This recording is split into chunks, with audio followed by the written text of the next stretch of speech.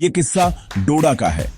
एक मिलिटेंट जिसने अंगुलीमाल डाकू से प्रेरित हो आसपास के गांव में आतंक फैलाया था। आर्मी का खबरी होने के नाम पर वह कई लोगों की उंगली, नाक और कान काट चुका था। उसकी क्रूरता के कारण सभी गांवों में उसका आतंक छाया हुआ था।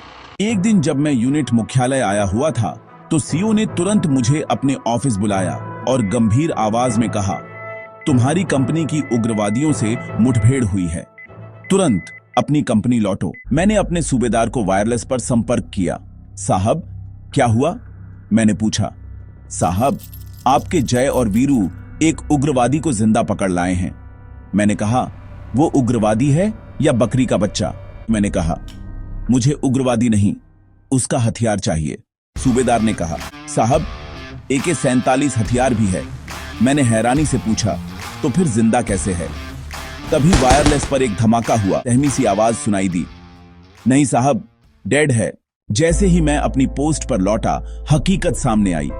पता चला कि यह खूंखार आतंकी पास के गांव से गुजरते वक्त अपने साथियों को छोड़ गांव में आ गया था ताकि वहां के लोगों को सबक सिखा सके। उस गांव वालों की हिम्मत बढ़ा रहे थे 2 रिटायर्ड फौजी जो कभी कभी हमें मिलिटेंट्स की खबर भी दिया करते थे। मैं उन्हें शोले फिल्म के जय और वीरू कहता था क्योंकि उनका स्वभाव और हिम्मत उन्हीं जैसी थी। उग्रवादी राइफल, कंधे पर टांगे बेल्ट में ग्रेनेड लटकाए लोगों को जमीन पर बैठाकर धमकियां दे रहा था। गांव वाले सिर झुकाए डर के मारे बैठे थे। आगे की पंक्ति में बैठे थे जय और वीरू। उन्होंने आंखों ही आंखों में इशारा किया और मौका पाते ही उग्रवादी पर झपट पड़े। फिर तो भीड़ ने मिलकर वही किया जिसके लिए वह उग्रवादी कुख्यात था। उसके कान और नाक काट दिए। उन्होंने जोश में आकर एक दुरंदांत आतंकी को तो सबक सिखा दिया, पर आने वाले खतरे को भांपते हुए हमसे गुजारिश की कि उस आतंकी की मौत का जिम्मा हम ले लें। उन्हें डर था कि कहीं अन्य आतंकियों को सच्चाई की भनक मिल गई तो गांव पर कयामत आ जाएगी। लेकिन इसमें समस्या यह थी कि हमारे लिए बिन नाक कान वाले उग्रवादी की लाश को स्वीकार करना मुश्किल था, क्योंकि हमें लाश पुलिस को सौंपनी होती थी।